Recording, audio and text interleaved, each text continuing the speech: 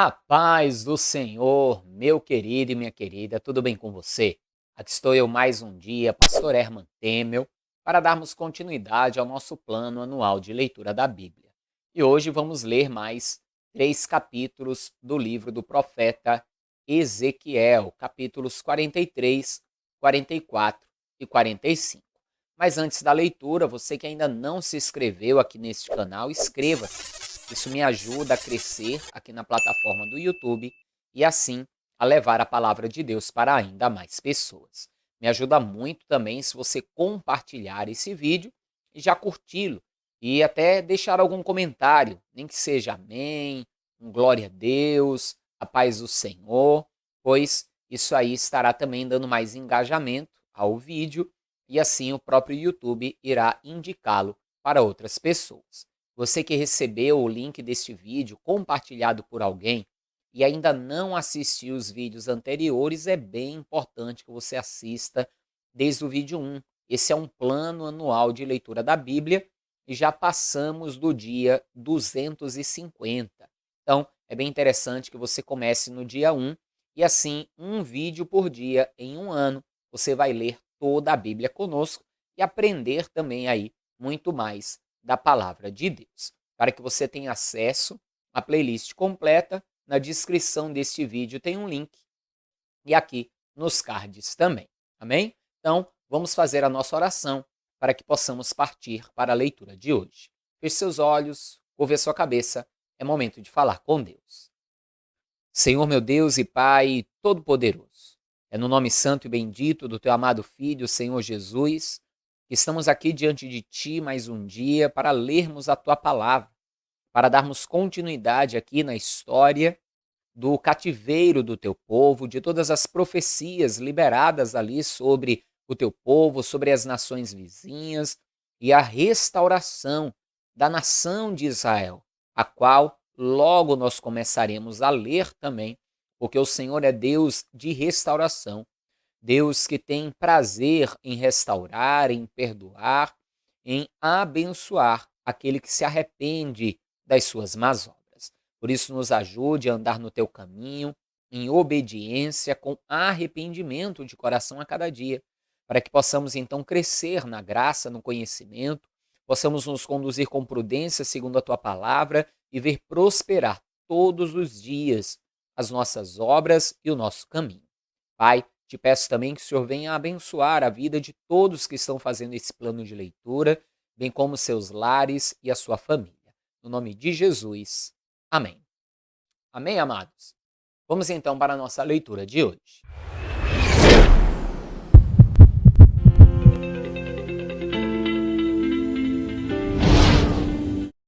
Então me levou à porta que olha para o caminho do Oriente. E eis que a glória do Deus de Israel vinha do caminho do Oriente, e a sua voz era como a voz de muitas águas, e a terra resplandeceu por causa da sua glória. E o aspecto da visão que tive era como da visão que eu tivera quando vim destruir a cidade. E era as visões como a visão que tive junto ao rio Quebar, e caí sobre o meu rosto. Se lembra ali os primeiros capítulos da visão que ele teve, da glória do Senhor, dos seres viventes, daquela semelhança de âmbar, da glória resplandecente. Ele está tendo aqui então a mesma visão e vai cair diante da manifestação ali da glória de Deus. Continue.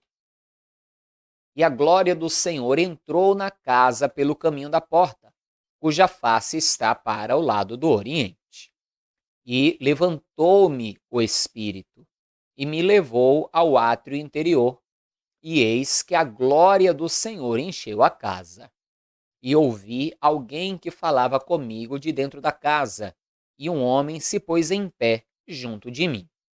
E disse-me: Filho do homem, este é o lugar do meu trono, e o lugar das plantas dos meus pés, onde habitarei no meio dos filhos de Israel para sempre. E os da casa de Israel não contaminarão mais o meu nome santo, nem eles, nem os seus reis, com suas prostituições e com os cadáveres dos seus reis nos seus altos, pondo o seu limiar ao pé do limiar e o seu umbral junto ao meu umbral, e havendo uma parede entre mim e eles. E contaminaram o meu santo nome com as suas abominações que cometiam. Por isso eu os consumi na minha ira. Agora, lancem eles para longe de mim a sua prostituição e os cadáveres dos seus reis, e habitarei no meio deles para sempre. Tu, pois, ó filho do homem, mostra à casa de Israel esta casa, para que se envergonhe das suas maldades e meça o modelo. Veja então que havia um propósito para aquela visão, como falamos aqui na leitura de ontem, que Deus estava dando ali a Ezequias a visão do templo, da casa do Senhor. Veja que tinha o propósito do povo se envergonhar, porque a casa havia sido destruída por causa da sua maldade, por causa do seu pecado, e ao mesmo tempo para que eles pudessem ter um modelo, pois eles estariam retornando do cativeiro. Lembre, Deus está profetizando aqui a restauração, e eles voltariam então a Jerusalém e eles reconstruiriam o templo. E aqui Deus está dando então o modelo para isso. Continue.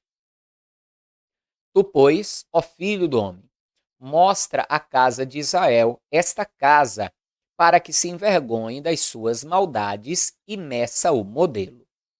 E, envergonhando-se eles de tudo quanto fizeram, faze-lhes saber a forma desta casa, e a sua figura, e as suas saídas, e as suas entradas, e todas as suas formas, e todos os seus estatutos, todas as suas formas, e todas as suas leis.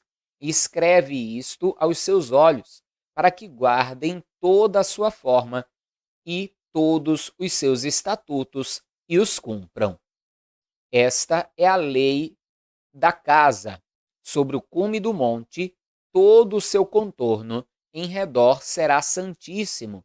Eis que esta é a lei da casa. E estas são as medidas do altar em côvados. O côvado é 1 côvado e 1 palmo. E o fundo será de 1 côvado de altura e 1 côvado de largura. E a sua borda em todo o seu contorno de 1 palmo. E esta é a base do altar.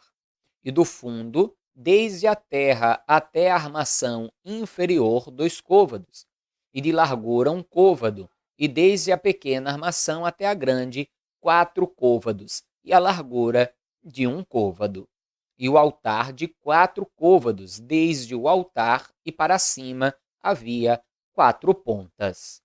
E o altar terá 12 côvados de comprimento e 12 de largura, quadrado nos 4 lados. E a armação, 14 côvados de comprimento e 14 de largura nos seus 4 lados. E o contorno ao redor dela de 0,5 côvado, e o fundo dela de 1 côvado ao redor. E os seus degraus davam para o oriente. E disse-me: Filho do homem, assim diz o Senhor Deus: estes são os estatutos do altar, no dia em que o fizerem, para oferecerem sobre ele holocausto e para aspergirem sobre ele sangue. E os sacerdotes levitas, que são da descendência de Zadoque, que se chegam a mim, diz o Senhor Deus, para me servirem, darás um bezerro para oferta pelo pecado. E tomarás o seu sangue e o porás sobre as suas 4 pontas e sobre os 4 cantos da armação, e no contorno ao redor. Assim o purificarás e o expiarás. Então tomarás o bezerro da oferta pelo pecado e o queimará no lugar da casa, para isso designado, fora do santuário. E no segundo dia oferecerás um bode sem mancha, como oferta pelo pecado, e purificarão o altar, como o purificaram com o bezerro. E, acabado tu de purificá-lo, oferecerás um bezerro sem mancha e um carneiro do rebanho sem mancha. e oferecê-los-ás perante a face do Senhor. E os sacerdotes deitarão sal sobre ele, e oferecê-los-ão em holocausto ao Senhor. Por 7 dias prepararás, cada dia um bode como oferta pelo pecado. Também prepararão um bezerro e um carneiro do rebanho, sem mancha. Por 7 dias expiarão o altar e o purificarão, e assim consagrar-se-ão. E cumprindo eles 7 dias, será que, ao 8º dia e dali em diante, os sacerdotes oferecerão sobre o altar os vossos holocaustos e as vossas ofertas pacíficas, e eu me deleitarei em vós, diz o Senhor Deus. Então me fez voltar para o caminho da porta exterior do santuário, que olha para o oriente, a qual estava fechada. E disse-me o Senhor: esta porta permanecerá fechada, não se abrirá. Ninguém entrará por ela, porque o Senhor, o Deus de Israel, entrou por ela, por isso permanecerá fechada. E quanto ao príncipe, por ser príncipe, se assentará nela para sempre, para comer o pão diante do Senhor. Pelo caminho do vestíbulo da porta entrará, e por este mesmo caminho sairá.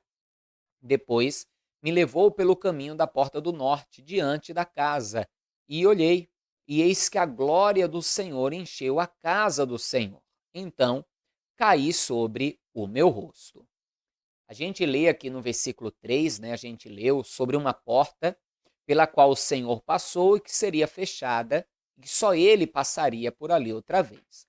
Existe uma porta chamada Porta Dourada, que esta porta, segundo a profecia, é exatamente isso que vai acontecer. Jesus passou por ela e esta porta ela foi lacrada, porque houve um período do império, inclusive ali não judaico, sobre Israel, em que o imperador, sabendo que havia profecia de que o Senhor de Israel entraria por aquela porta, ele então manda lacrar aquela porta.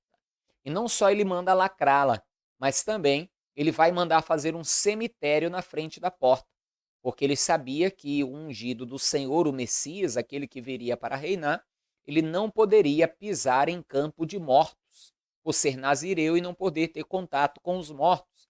Então ele vai mandar fazer um cemitério ali para tentar impedir a entrada. Mas, segundo a profecia, aquilo que nós acreditamos, quando Jesus descer na terra, então ele vai pisar no monte que está de frente para esta porta, e os mortos ressuscitarão. Então aquele terreno não será terreno de mortos, que os mortos ressuscitarão. Ele atravessará aquele campo e entrará por aquela porta que hoje está lacrada, mas ele ali a abrirá e ele passará por ela. E esse rei, né, esse imperador, esse rei gentil, que lacrou a porta, na verdade, tentando impedir o cumprimento da profecia, na verdade, ele ajudou o cumprimento da profecia. Porque se ele não tivesse lacrado a porta, outras pessoas já haveriam passado por ela, outros reis e pessoas das mais diversas. Mas a partir do momento que ele lacrou a porta, ele ajudou a cumprir a profecia que diz que o Senhor passou por ela e que só o Senhor passaria por ela novamente, e que o príncipe, no caso ele, o Senhor, assentaria o seu trono e estaria diante dela. Então, veja que até quando o homem quer fazer algo para tentar impedir que as profecias de Deus se realizem, ele acaba ajudando a realização. Por quê? Porque Deus sempre está no controle. Lembre, ele é soberano, a vontade dele é soberana, e aquilo que ele determinar, assim acontecerá. Continue. E disse-me o Senhor: filho do homem, pondera no teu coração, e vê com os teus olhos, e ouve com os teus ouvidos, tudo quanto eu te disser de todos os estatutos da casa do Senhor e de todas as suas leis. E considera no teu coração a entrada da casa, com todas as saídas do santuário. E dize ao rebelde: a casa de Israel. Assim diz o Senhor Deus: bastem-vos todas as vossas abominações, ó casa de Israel. Veja, Deus está dizendo ao profeta: examine a casa, leia os estatutos e chegue para a casa rebelde de Israel e diga a eles: basta, basta das suas abominações, basta do seu pecado. Deus traria o povo de volta e queria que o povo, no mínimo, em gratidão por estarem sendo livres do cativeiro e por Deus ainda estar prometendo derramar da sua glória sobre o povo, encher o templo ali mais uma vez da sua glória, que o povo se afastasse do pecado e da iniquidade. Nada mais justo e mais coerente. Continue. Porque introduzistes estrangeiros incircuncisos de coração e incircuncisos de carne para estarem no meu santuário, para o profanarem em minha casa. Quando ofereceis o meu pão, a gordura e o sangue, e eles invalidaram a minha aliança por causa de todas as vossas abominações. E não guardastes a ordenança a respeito das minhas coisas sagradas. Antes, vos constituístes a vós mesmos guardas da minha ordenança no meu santuário. Assim diz o Senhor Deus: nenhum estrangeiro incircunciso de coração ou incircunciso de carne entrará no meu santuário, dentre os estrangeiros que se acharem no meio dos filhos de Israel. Mas os levitas que se apartaram para longe de mim, quando Israel andava errado, os quais andavam extraviados, desviados de mim, para irem atrás dos seus ídolos, levarão sobre si a sua iniquidade. Contudo, serão ministros no meu santuário, nos ofícios das portas da casa, e servirão a casa. Eles matarão o holocausto e o sacrifício para o povo, e estarão perante eles para os servir. Porque eles ministraram diante dos seus ídolos, e fizeram a casa de Israel cair em iniquidade. Por isso eu levantei a minha mão contra eles, diz o Senhor Deus, e levarão sobre si a sua iniquidade. E não se chegarão a mim para me servirem no sacerdócio, nem para se chegarem a alguma de todas as minhas coisas sagradas, as coisas que são santíssimas, mas levarão sobre si a sua vergonha e as suas abominações que cometeram. Contudo, eu os constituirei guardas da ordenança da casa, em todo o seu serviço e em tudo o que nela se fizer. Mas os sacerdotes levíticos, os filhos de Zadoque, que guardaram a ordenança do meu santuário, quando os filhos de Israel se extraviaram de mim, eles se chegarão a mim, para me servirem, e estarão diante de mim, para me oferecerem a gordura e o sangue, diz o Senhor. Ou seja, o que é que Deus está dizendo aqui? Ele já havia falado da reconstrução do templo, da sua casa, e se vai o templo ser reconstruído, ali vai ter o sacrifício pelo perdão, as ofertas pacíficas, toda a liturgia que envolvia ali o templo. Mas o povo de Israel havia se contaminado com todas as suas abominações. Deus está separando aqui então uma família levítica, os filhos de Zadoque, porque eles, enquanto muitos dos descendentes ali de Levi, dos levitas, se contaminaram e fizeram errado, os da família de Zadoque não, eles se guardaram. Então Deus está dizendo dos levitas, aqueles que se contaminaram, das famílias que se contaminaram, eu até os deixarei ser guardas de algumas coisas na casa do Senhor. Mas só se chegarão a mim para oferecer os sacrifícios, ou seja, para aquelas coisas mais especiais, mais sagradas, os descendentes de Zadoque, porque guardaram o meu conserto, guardaram a minha palavra. Mais uma vez, Deus fazendo diferença entre o que serve a Ele verdadeiramente e o que não serve. Continue. Eles entrarão no meu santuário e se chegarão à minha mesa, para me servirem e guardarão a minha ordenança. E será que quando entrarem pelas portas do átrio interior, se vestirão com vestes de linho, e não se porá lã sobre eles, quando servirem nas portas do átrio interior e dentro. Gorros de linho estarão sobre as suas cabeças, e calções de linho sobre os seus lombos. Não se cingirão de modo que lhes venha suor. E saindo eles ao átrio exterior, ao átrio de fora ao povo, despirão as suas vestiduras com que ministraram e as porão nas santas câmaras e se vestirão de outras vestes, para que não santifiquem o povo estando com as suas vestiduras.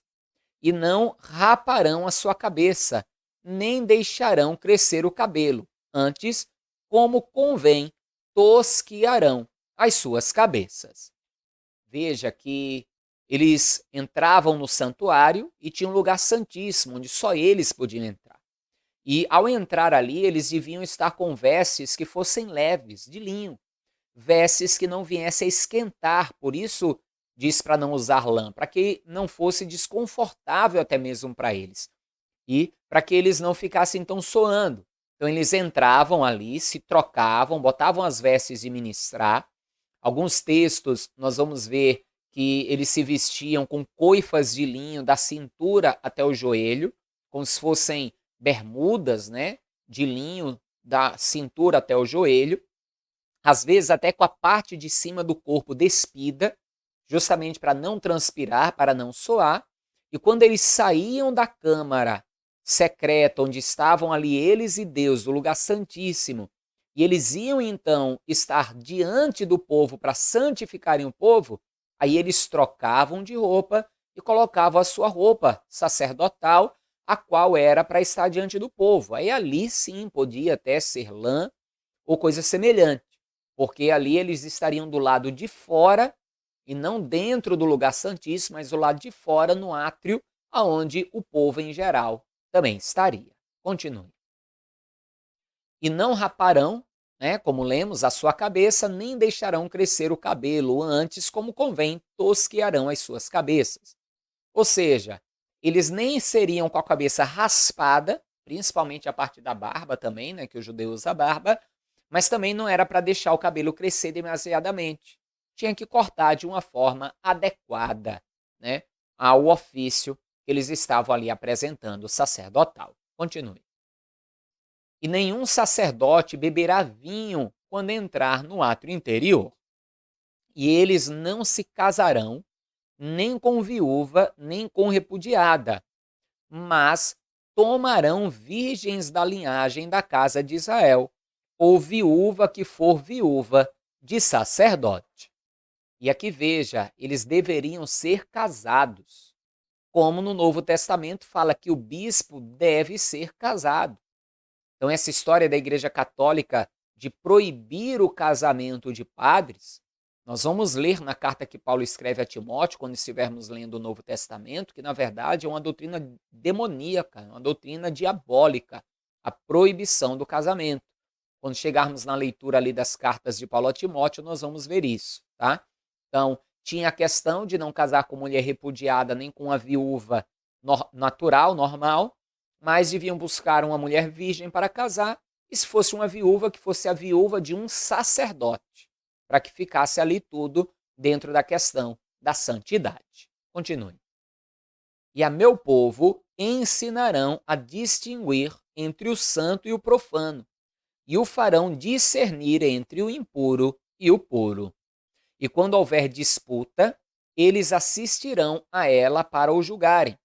Pelos meus juízos as julgarão, e as minhas leis e os meus estatutos guardarão em todas as minhas solenidades, e santificarão os meus sábados. E eles não se aproximarão de nenhum homem morto, para se contaminarem, mas por pai, ou por mãe, ou por filho, ou por filho, ou por irmão, ou por irmã, que não tiver marido, se poderão contaminar. Ou seja, diferente de hoje, né, que nós como pastores, por exemplo, vamos a culto fúnebre para ali orar pela família, declarar uma palavra. Os sacerdotes, eles não podiam se aproximar de pessoas mortas. a não ser que fosse um parente próximo, a esposa, um filho, uma filha e coisa semelhante a essa. Eles poderiam, depois eles passariam o tempo da purificação para poder voltar a ministrar o sacerdócio. Continue.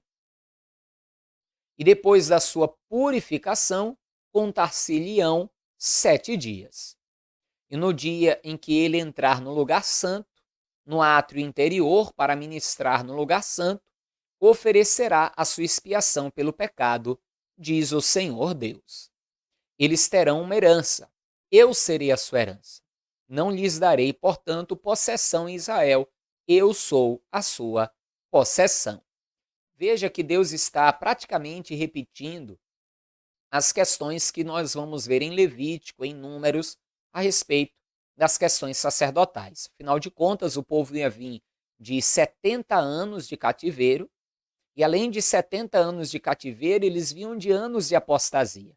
Então Deus está trazendo a memória dos mais antigos e ensinando aos mais jovens como deveriam ser as coisas na casa do Senhor. Continue. Eles comerão a oferta de alimento, e a oferta pelo pecado, e a oferta pela culpa, e toda coisa consagrada em Israel será deles.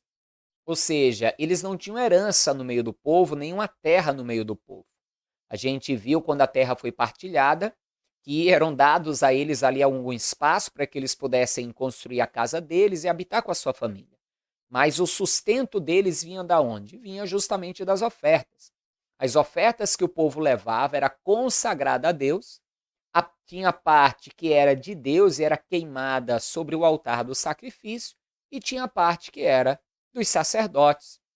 Como o próprio homem de Deus, o apóstolo Paulo, na carta dele aos Coríntios, nós vamos ler isso depois, ele defende isso para o apostolado e para a igreja primitiva, que é lícito que aquele que prega o evangelho viva do evangelho, que aquele que é sacerdote do Senhor, ele viva da obra do Senhor. Então é lícito o pastor, o bispo, enfim, o líder de um ministério, um pastor em uma igreja, ele viver daquilo que é gerado pela igreja. O que é errado, e eu já falei aqui em N vídeos, já falei a respeito disso em lives, em pregações, é a extorsão, a exploração do povo. Aí sim, e infelizmente a gente sabe que existe uma repulsa muito grande, existe uma barreira muito grande na questão, inclusive, dos dízimos e das ofertas com relação aos pastores, porque infelizmente muitos usam de forma inadequada, muitos se tornaram lobos devoradores e, por causa do escândalo gerado por isso, acabou se tornando dificultoso para muitas pessoas serem dizimistas, ofertantes e coisas semelhantes. Como, na verdade, para o povo de Deus era algo simples, era algo tranquilo, e era algo que já fazia parte do seu ensino, era algo que eles já sabiam desde criança, desde muito jovens, que cabia-lhes o sustento do templo, cabia a eles o sustento da obra de Deus e o sustento das famílias sacerdotais. Continue. E as primícias de todos os primeiros frutos de tudo, e toda oblação de tudo, de todas as vossas oblações, serão dos sacerdotes. Também as primeiras das vossas massas dareis ao sacerdote, para que faça repousar a bênção sobre a tua casa. Nenhuma coisa que tenha morrido ou tenha sido despedaçada de aves e de animais comerão os sacerdotes. Então veja que existia um propósito, ao ponto que o povo sustentava a casa de Deus e sustentava o sacerdote, a bênção de Deus repousaria sobre a casa do povo. Então, quando você sustenta a obra de Deus, quando você sustenta o sacerdote, você está fazendo com que também a bênção de Deus repouse sobre a sua casa. Nós vamos ver isso também no Novo Testamento. Como eu disse, nós vamos ler o próprio homem de Deus, o apóstolo Paulo, defendendo isso.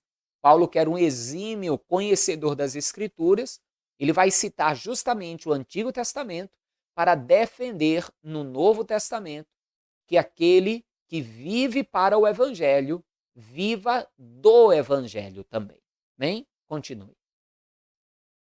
Quando, pois, repartirdes a terra em herança, oferecereis uma oferta ao Senhor, uma porção santa da terra.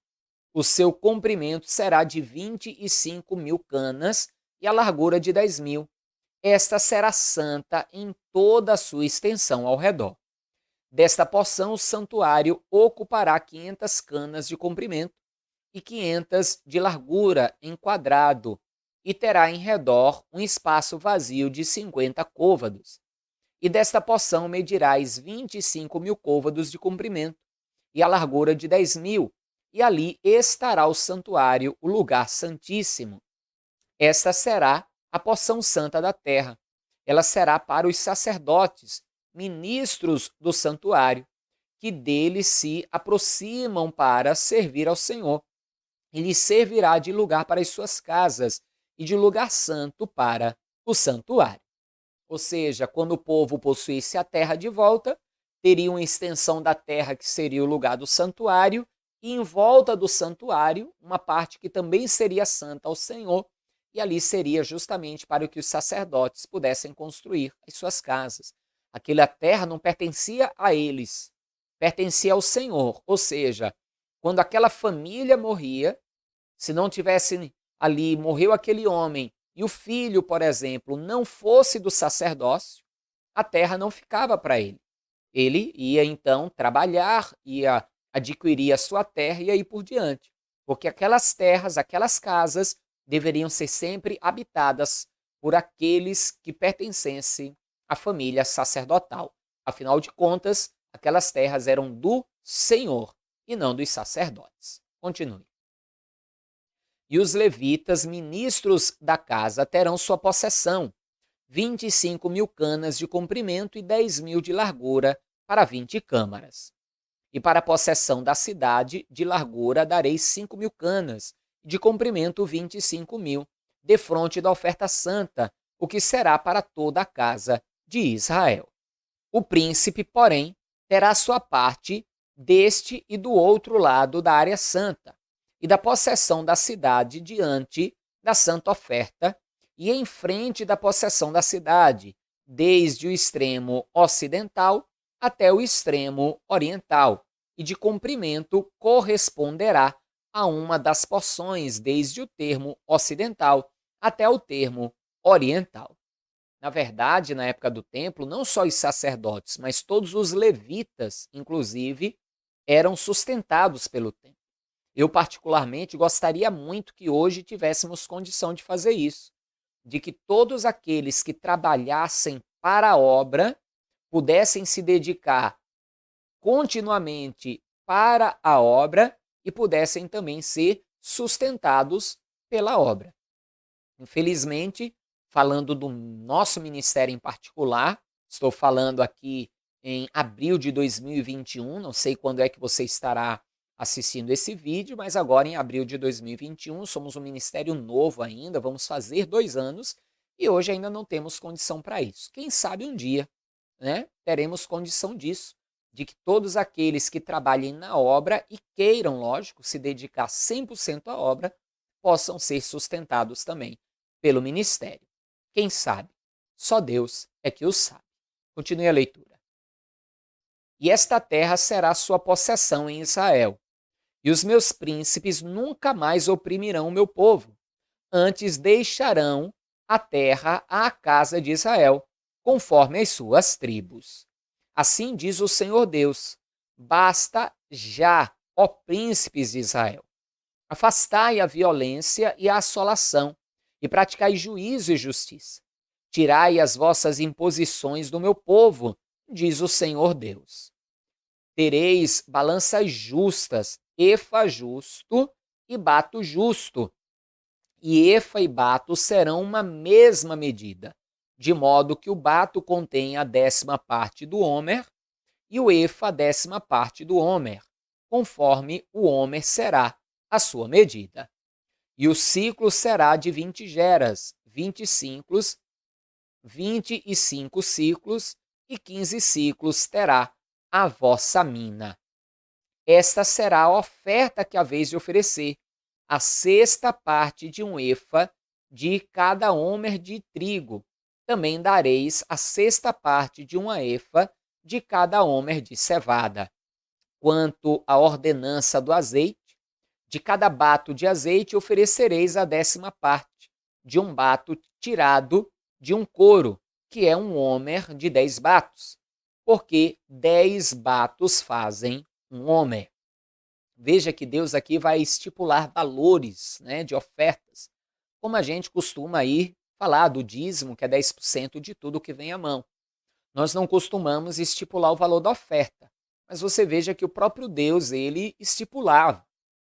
E aqui nós temos a lembrança também do imposto do templo, que Jesus vai pagar ali, que era também um valor específico, indeterminado. Nem o rico pagava mais, nem o pobre pagava menos.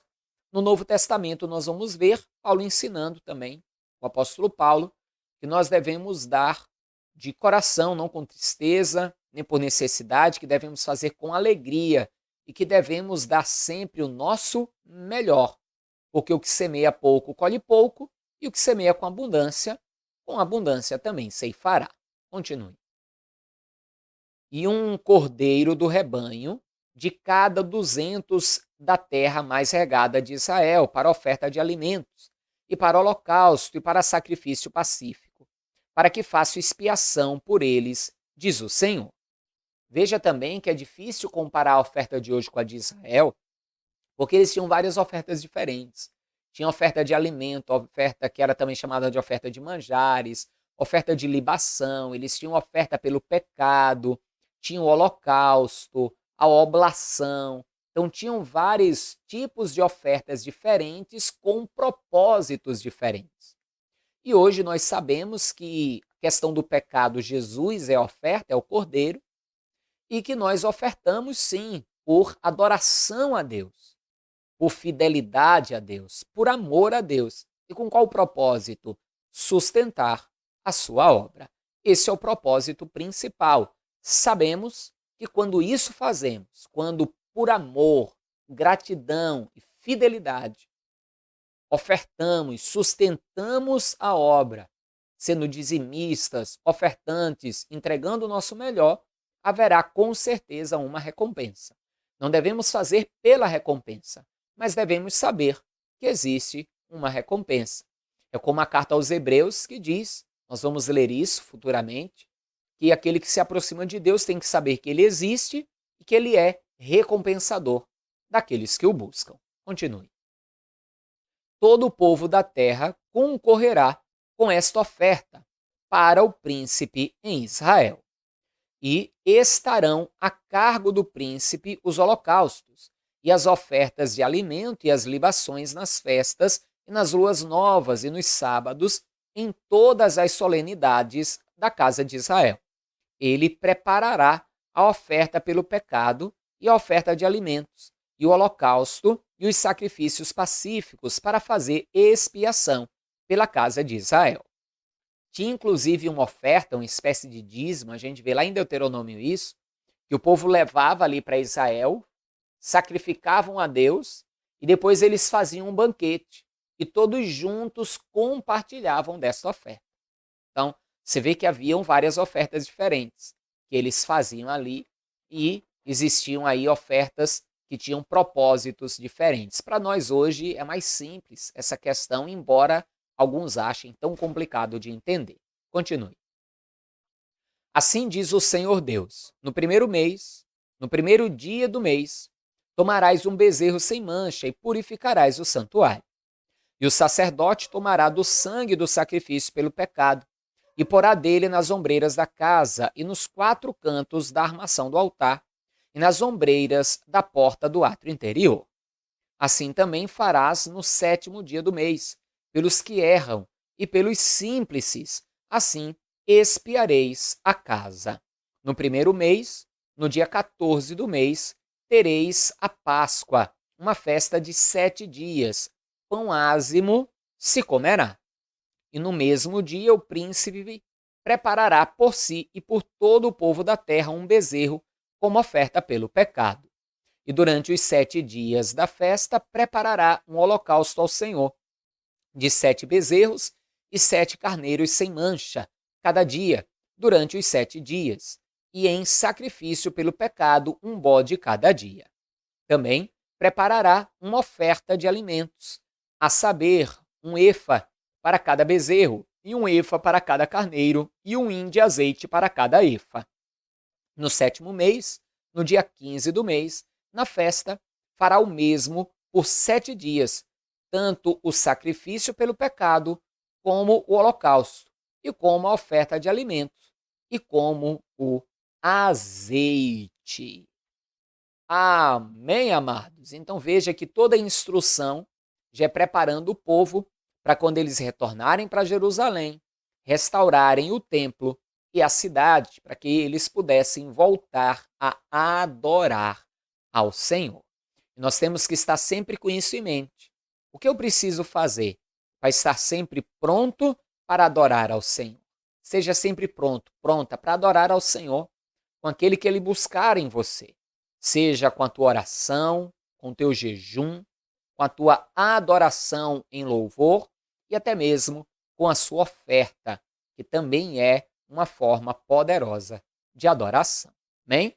Amanhã nós vamos ler os 3 últimos capítulos do livro do profeta Ezequiel e posteriormente vamos começar a ler justamente a história do retorno do povo do cativeiro para Jerusalém. Cerramos o nosso vídeo de hoje. Não esqueça de compartilhar esse vídeo, de curtir também, de orar por esse ministério, orar pela minha vida e também por esse nosso aqui meio de comunicação, pelo nosso canal aqui no YouTube. E se puder, faça aí também a sua oferta, está passando aí o Pix, que você pode utilizar, e esse outro número aqui, que é o WhatsApp, você pode mandar aí também o seu pedido de oração, eu estarei orando por você. Só não confunda os números, tá? Onde está escrito WhatsApp é pedido de oração, e esse outro que está escrito Pix é que é o Pix, é que é a oferta. Amém? Forte abraço, a paz do Senhor, até amanhã, e viva Ele, viva Jesus!